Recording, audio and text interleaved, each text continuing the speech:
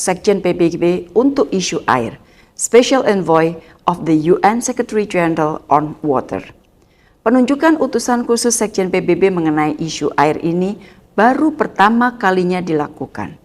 Dan untuk pertama kalinya juga, orang Indonesia mendapat kepercayaan menjadi utusan khusus Sekjen PBB.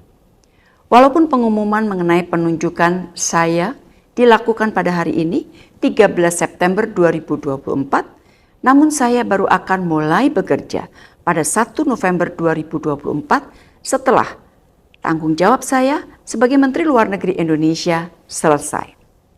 Rencana penunjukan saya sebagai utusan Sekjen PBB untuk isu air ini sudah saya konsultasikan dan mendapat persetujuan Presiden Jokowi.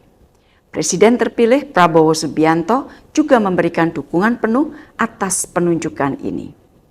Penunjukan utusan khusus Sekjen PBB untuk isu air dilakukan sebagai implementasi dari mandat yang diberikan UN Water Conference 2023. Beberapa mandat yang diberikan kepada saya antara lain, memperkuat kemitraan dan upaya bersama untuk memajukan agenda air atau water agenda, termasuk tindak lanjut hasil Water Conference PBB tahun 2023.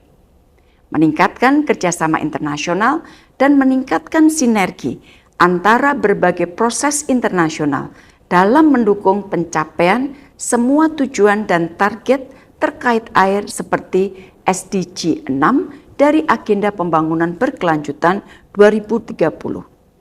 Menjadikan masalah air menjadi agenda politik utama baik di dalam maupun di luar PBB, memobilisasi aksi dan sumber pendanaan guna menangani krisis air dunia, dan mendorong agar pemenuhan target-target terkait air dapat dilakukan demi tercapainya perdamaian, pembangunan, dan hak asasi manusia.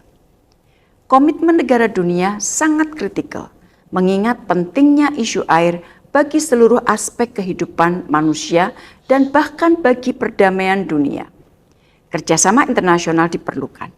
Pendekatan no one left behind penting dikedepankan.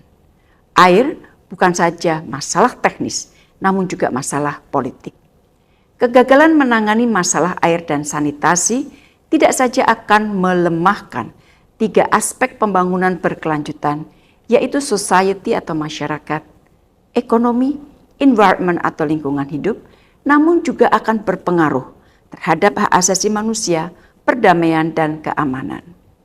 Data menunjukkan bahwa 2,1 miliar orang tidak memiliki akses ke layanan air minum yang dikelola secara aman. 4,5 miliar orang tidak memiliki akses ke layanan sanitasi yang dikelola dengan aman. Kelangkaan air sudah mempengaruhi 4 dari setiap 10 orang.